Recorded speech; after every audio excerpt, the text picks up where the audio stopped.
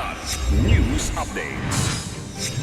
Mga balita ngayon, 11 napatay na NPA sa Misamis Oriental na recover. Impormasyon ibinunyag ng surrendery na si Zero. DPWH nagduluksa sa pagpanaw ni dating Yusek Cabral. Ombudsman ipinakuha ang kanyang mga gadget. Ruta ng Traslasyon 2026, sinuyod ng PNP. 14,000 na mga pulis iahanda sa 8.1 million na mga deboto. Ako po si Cesar Soriano para ihatid ang nangungunang mga balita sa buong kapuluan ngayon.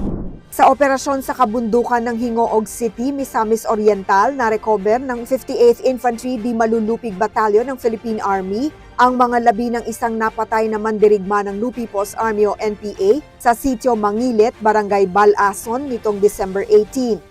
Ang lokasyon ay ibinunyag ng isang sumukong rebelde na si Mario Romano Alicanio alias Zero matapos ang custodial debriefing. Ayon sa militar, ang mga labi ay pinaniniwalaang kay Junri Lamumay Ayuma alias Rebo, dating platoon commander ng SRC-1 na napatay sa engkwentro noong 2021. Sa retrieval kasama ang pulisya at SOCO, tiniyak ang tamang investigasyon. Binigyang diin ng 58th IB na kahit dating kaaway, nararapat pa ring igalang ang pagkatao ng nasawi. Isa sa ilalim sa pagsusuri ang mga labi bago tuluyang mailibing sa tulong ng lokal na pamahalaan.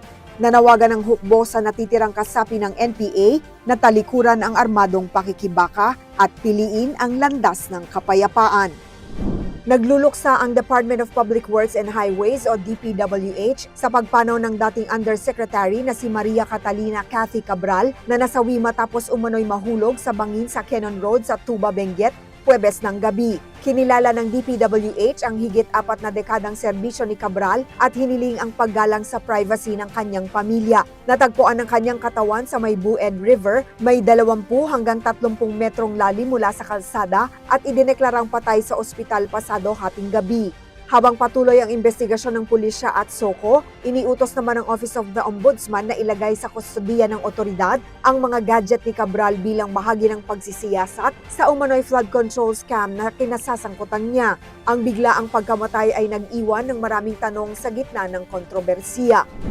Maagang naglunsad ng walk-through inspection ang Philippine National Police o PNP mula Quirino Grandstand hanggang Quiapo Basilica alas 6 kaninang umaga, 22 araw bago ang Traslasyon 2026 upang plantsahin ang seguridad sa ruta.